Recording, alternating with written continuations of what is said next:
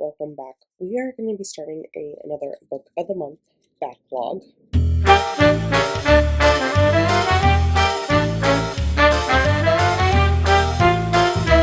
And last time I did one of these, I let my little 10-year-old brother pick the books. This time I decided, why don't we let Ellie pick my books?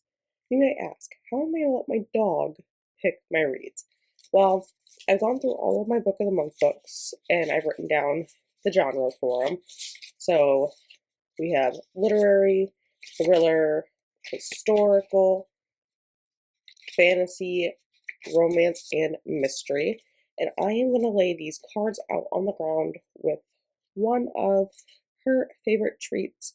And whichever one she picks the tree off first is going to be our category. And then I'm going to lay out the books from that category for her to go ahead and choose. So let's get started, shall we? All right, so I've laid out all of the cards here, and I've asked Eleanor if she wants to play a game. So I just have some of her chicken treats here. Hello, Shelby.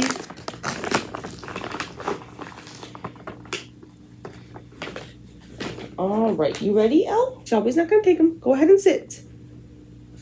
Now wait. Wait.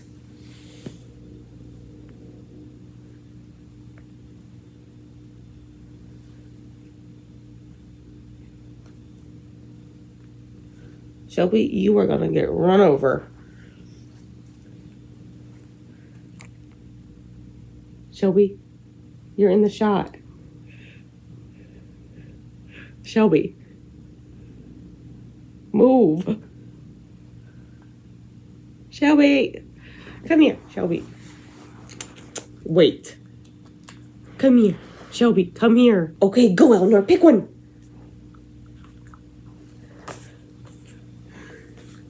Okay, I'm just picking up the rest so she doesn't eat too many treats during this game.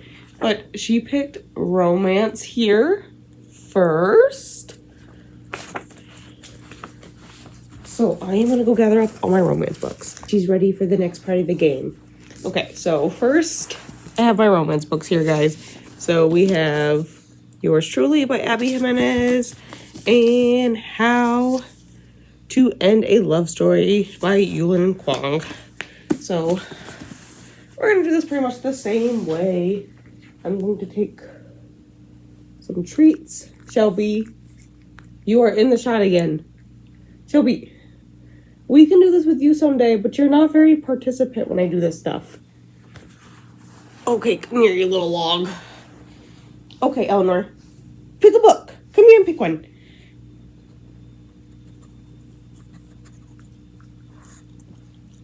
That's the one you want to pick? That's a good choice. This is actually probably my newest one on the shelf. Go ahead and sit down so we can do round two. Sit down. Eleanor, sit down. Come, sit. Eleanor. Here. Sit. Sit. Eleanor, there my hand. Sit. Wait.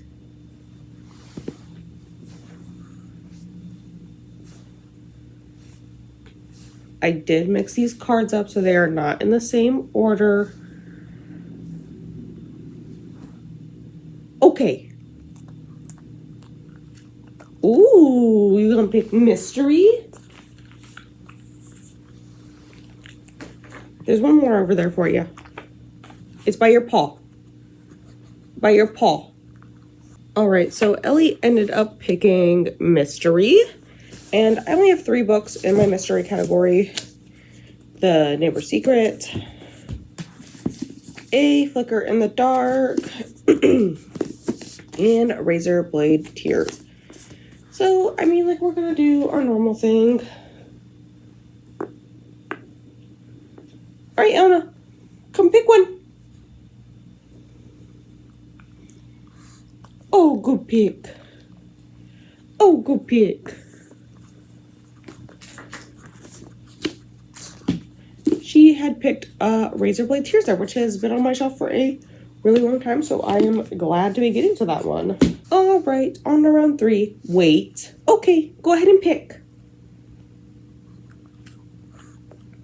You picked a mystery again. So she did pick mystery again. We just have our other two options here.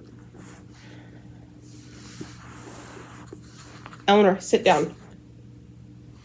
Sit down. And wait. Okay. Pick one. Good job. That was The Neighbor's Secret. I'm gonna move stuff around because, girl, you keep picking in the same spot. Okay. Last one. Last round. Go ahead and pick one for me. Oh, you pick a literary? Okay. Let me go see what I got, guys. All right. So, the only literary I have on my shelf is Tomorrow, Tomorrow, and Tomorrow. So, it's kind of gonna be hard for her to pick something. So, I have 4 treats left in my hand. Eleanor. So she can just have them. You missed one. You only grabbed 3 from me.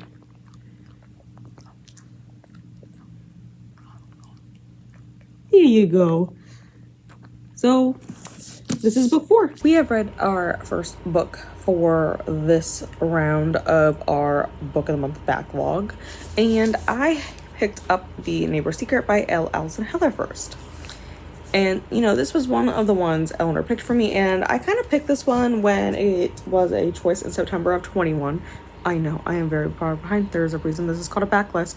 Was I did like this cover with, like, the splintering, because, like, ooh, what's the secret, you know? And then the synopsis did get me, which we will just go over that real quick. How well do you really know your neighbors? With its sprawling yards and excellent schools, Cottonwood Estates is the perfect place to raise children. The Cottonwood Book Club serves as the subdivision's eyes and ears, meeting once a month for discussion, gossip, and cocktails. If their selections trend towards twisty thrills and salacious murder mysteries, it's only because the members feel secure that such evil has no place in their own cul-de-sacs. But when late-night acts of vandalism target the women of the book club in increasingly violent and personal ways, some of Cottonwood Estate's longest buried secrets begin to surface. What happened to Lena's family 15 years ago was a tragic accident, and she will never admit otherwise. Devoted wife and mother Annie refuses to acknowledge, even to herself, the weight of past shame. And new resident Jen wants friends, but as always, worry about her troubled son gets in the way. They might argue about books, but the women of Cottonwood Book Club agree on what's most important, protecting their children at any cost, even if it means someone has to die. It starts out very well with the mention of a murder in the prologue already. We got through like 40% of this book and no murder had happened. And I'm sorry, but this is taking my rating already. Like, how are you gonna mention murder and then not have the murder happen, you know, in the beginning of the book? Like, by the time we're getting to like 25%, it should have happened, in my opinion. I just didn't care about these suburban moms and their book club. I didn't even like their book club picks. And I don't really, like, it brings up the book club quite a bit, which makes no sense because the only bearing the book club has on the plot is that the fact that that is how these women know each other. There are, like, emails for, like, this is our book this month, girls. This is who we're meeting at. Make sure you bring alcohol. There's no point to that. Why are we reading this? This is no bearing on the plot of the book. It was stupid. I didn't like it. It was a quick read. I'll give it that. It was very easy to read. It was quick to read. Overall, it really didn't take me that long to read it. It did take me, days-wise, it did take me a few days to get through it because I just didn't care about any of these characters. Not gonna lie, it said it in someone's sprints. The best part of the book is the bludgeoning sociopath, you know? Oh, look at the little sociopath starting up.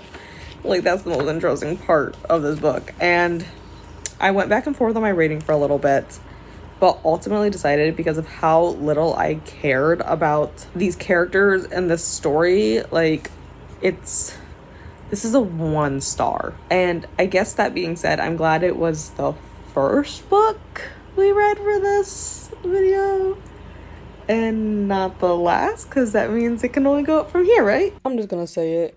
Miss Eleanor, who's asleep right now. Oh, look, you opened your eyeballs. You're not doing very good at picking books for me. So the next one I picked up was Razorblade Tears by S.A. Cosby. I was really looking forward to this one because it was 2021's Book of the Year finalist. And it was a mess for me. Like, the storyline, I can see where the plot was there, where it was supposed to be there. But I'll admit, I give this 2.5 stars. I did not care about these characters. And that's really sad. Like I said, the plot was there. I didn't think the characters were relatable. I didn't care about them. I didn't I'm gonna admit, I like mafia romances. I didn't like the gang stuff in this book. It was, like, not that it wasn't, like, and I don't think romance was the problem. Like, it's not, like, the stuff in this book wasn't romance related. I think, like, I don't know, man. I wasn't into this gang bullshit. I wasn't, and I wasn't into them kidnapping a child. Like, that was unnecessary. We didn't need to throw an innocent child into this. Why are you doing that bullshit? I also just don't feel like it was, I don't know, executed very well. Like, I just didn't like how it was executed. Also, there's, like, a lot of homophobia in this book, and I know it's supposed to be, like, hey, let's not be, but, like, I don't know, man, we didn't have to put that in here. We did not have to drive it home every single chapter with it, you know? I did not like this. It started out great. I want to say that. I read, like, the first, like, 5 chapters, like, oh my god, this book is great, and then I set it down, because I needed to, because I had to go do something, and then I didn't pick it back up for days, and when I picked it back up, I was like, this book is not as great as I thought it was being, okay? Like, nevertheless, I'm glad it's off my TBR, because I've had it forever. Even the sides of the books, I don't know if you can really tell because it's dark in here, but, like, these are not pristine white anymore on the edges, mainly because I forgot that if you, like, left books near the sun, they would do that, but, you know, man, it was kind of a mess. I guess I could read to you what this one's about, I guess I could do that, you know? A black father, a white father, 2 dead sons, a quest for revenge and redemption. See, that's what got my attention, okay? Ike Randolph has been out of jail for 15 years with not so much as a speeding ticket in all that time, but a black man with cops at his door knows to be afraid. The last thing he expects to hear is that his son Isaiah has been murdered, along with Isaiah's white husband Derek. Ike has never fully accepted his son, but is devastated by his loss. See, that's where I wasn't about it. Like, I'm not about his dad being all homophobic about this bullshit, okay? Derek's father Buddy Lee, was almost as ashamed of Derek for being gay as Derek was ashamed for his father's criminal record. Again, I'm not about this bullshit. Buddy Lee still has contacts in the underworld, though, and he wants to know who killed his boy. Ike and Buddy Lee, 2 ex-convicts with little in common other than a criminal past and a love for their dead sons, band together in their desperate desire for revenge. In their quest to do better for their sons in death than they did in life, these hardened men will confront their own prejudices about their sons and each other as they rain down vengeance upon those who hurt their boys. It sounds there. Like I said, the plot is there, but I'm not about this homophobic bullshit. And, like, okay, I get wanting to do better than you did in life, but you could have just not been an asshole to your sons in life, you know? That's always a possibility. You could have just gotten over it yourself. I don't know. I don't know, I feel like I'm not very tolerant of that. Like, I read that, but I didn't think it would be literally throughout the entire book. Like, they're still bitching about this shit, and, like, 75% through, I'm not about that, okay? Like, the premise was there. I just didn't like how this was executed. I'm hoping your other 2 picks, Miss Girl, are a little bit better, because, man, I can't handle this many. It's been a long time since I updated this vlog. It's in July, just in case anyone's wondering. We did this so long ago we started this. I took a break from reading Ellie's picks because Ellie is not doing good at picking books. Let's just put it that way. They weren't horrible the first 2, you know, but I wasn't being wowed. So I did pick up, finally, the next one she had picked, which is How to End a Love Story. We're pretty far into it, we can see there. I'm really enjoying this one so far. It's actually really good. I am getting to, like, the 3rd act breakup part, though, so I was like, oh my god. I was like, we're at, like, 75%. We gotta have our 3rd act breakup in this one. It's really interesting, and I feel like we're still not completely out of the drama phase, because, so the whole premise of this, it's, like, in the first chapter, is that our main male character, Grant, accidentally kills our main female character, Helen's sister. So, and what I mean accidentally is that Helen's sister ran out into the road in front of Grant while they were both teenagers in yeah, unalived herself, because we don't know her motives, okay? We really don't. We also do know that Helen found out shortly after her sister unalived herself that her sister was like looking up like what would happen if a 95-pound female got hit with a car going 55 miles per hour. That's a really weird way to do it, I think, but we won't get into the specifics of Helen's sister's mental health and exactly what that. I don't think we actually ever really fully get answers on that anyways. But I am enjoying this one. It is reading pretty quickly. I actually read a majority of this at my friend's this weekend. We had a little girl bookish weekend, and obviously we booked several hours to read in there. I mean, we read and we were talking about our books. We're like, yo, read this paragraph. So it is going really well. Like I said, I'm about 75% in. They're both working on this TV show. I kind of wish we knew more about the TV show, but that's okay that we don't. It's making pretty good progress, and everyone at work is chill with them being together, you know. Like I was like, okay, we don't need to sign anything. Like usually you're like, it's kind of like what I have found, it's like frowned upon to date people that you're working with, at least I just from personal experience, that's what I've heard. Not that I've actually dated anyone that I've worked with. It's just like my mom and stepdad met at work and like whatnot, but you know, we're getting there. But yeah, they're going through their third act breakup right now, and good for Grant. He is standing his ground. It's Helen who wants to break up, and he's like, girl, I told you I love you. And it was supposed to just be a fling, but you know, here we are. Also, we won't give Ellie too much shit for her picks today, because little ma'am over there went to the vet today and she had 4 shots. I let the man stab her in the butt 4 times, and yeah, she ain't feeling it today, so we'll be gracious with her today anyways. Ellie, are you awake yet? You did a good job. You're a good girl. You picked a good book. I really enjoyed it. You're still sleepy. I know. She got her annuals today. She's so sleepy. But I just finished How to End a Love Story. I'm gonna settle on 4.5 stars for this one. It was a debut, so I will admit I tend to critique debuts a little bit less critical than other books, but I actually really enjoyed this one, and it does skip time at the end, and I'm not a huge proponent of books that like skip in the timeline, especially in like the last chapter / epilogue type deal. But I feel like this one was done very well, because it wasn't just here we're gonna skip several months in the future and no explanation in the in-between, or like several years or anything. It gives you like little snapshots of like the coming like weeks and months leading up to it. So I feel like that was a better way to round it out, rather than just like, here's the end of the story and then we're gonna skip a year or 2 years in the future. I feel like that's a cop-out. But this one, because it had like little snippets of everything happening in the months between, I feel like that one did round it out a little bit better and wasn't as abrupt feeling to me. But I really did enjoy this one, and like I said, I'm gonna give it 4.5 stars because I enjoyed it.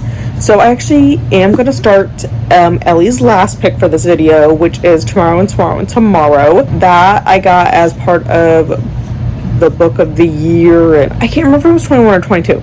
Whenever it came out, you know, that's the year it was. I can't remember off the top of my head, honestly. But yeah, I'm gonna get that one started here tonight. Not sure how much I'll get read, because it is like almost 10 p.m. and I gotta work at like 7, but we'll see. I completely forgot to film anything for this book for you guys. We're on Ellie's last pick, and it was Tomorrow and Tomorrow by Gabrielle Zevin.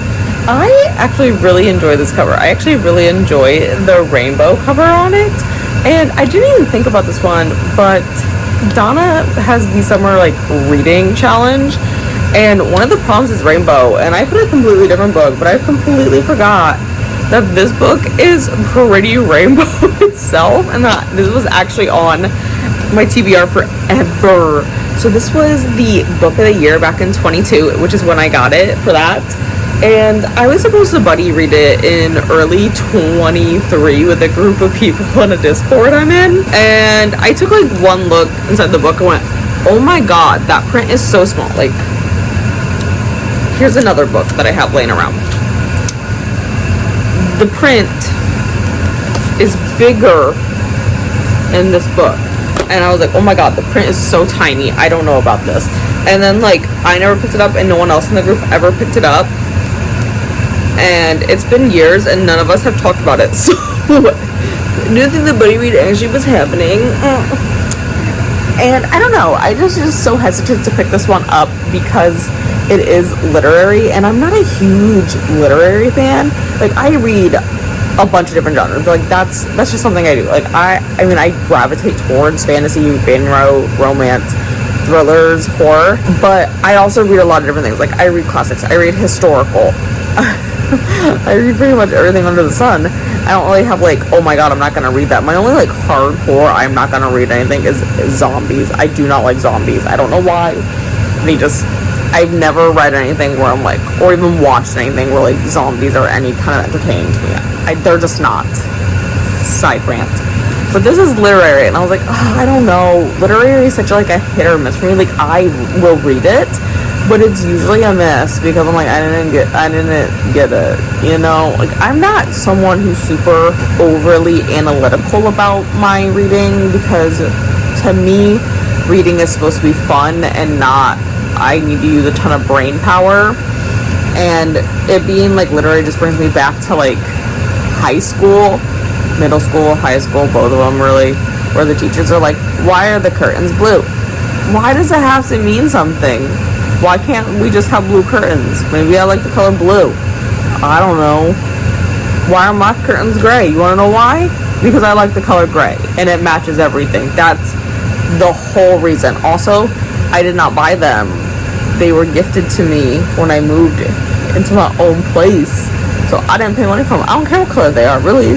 I didn't pay for them. That's the reason. Why is this couch gray? Because actually it's my sister's couch and she wanted a gray couch, and then it didn't fit into her new apartment.